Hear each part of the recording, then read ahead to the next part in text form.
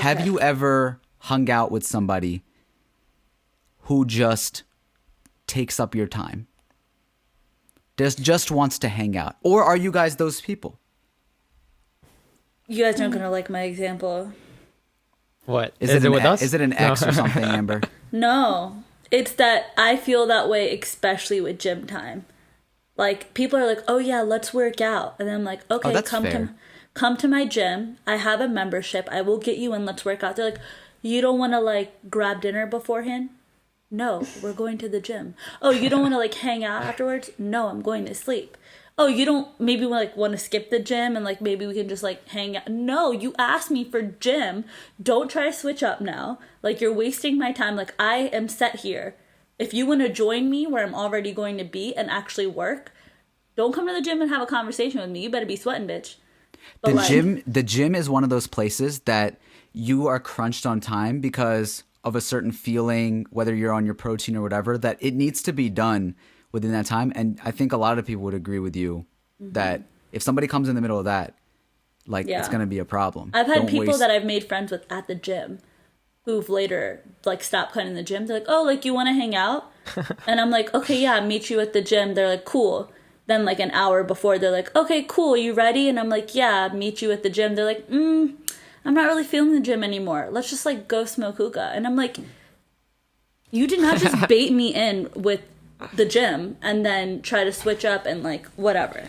Okay, but not that. Maybe I'm wrong in thinking this way, or maybe like we're just so productive and everything. Remember we talked about literally going on what's it called, DoorDash dates, so that it's a productive date, right?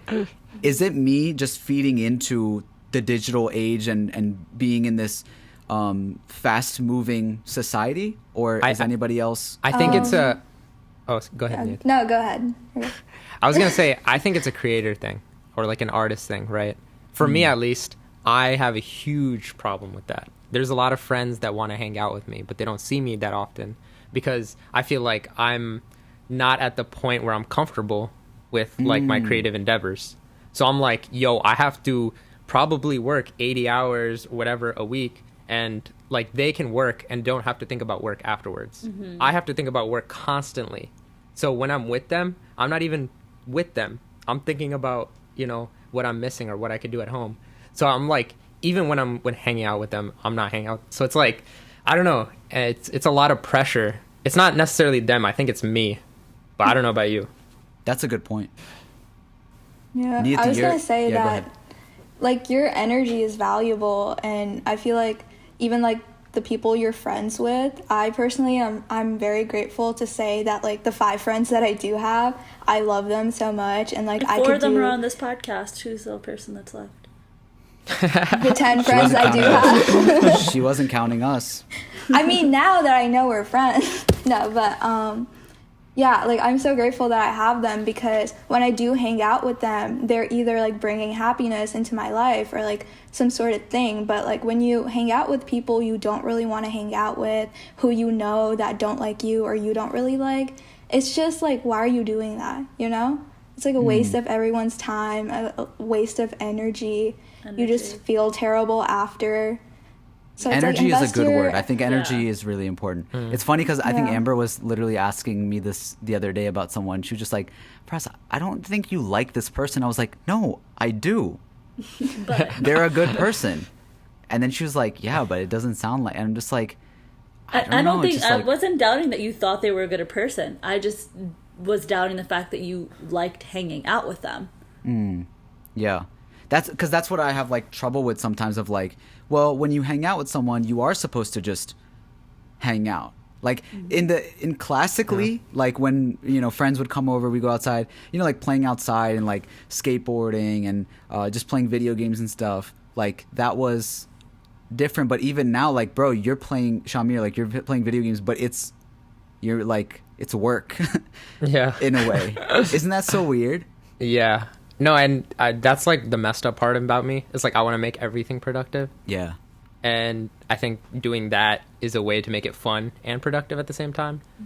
So, but, you know, there are friends that like you forget about all that when you hang out with them. And I think that's very special.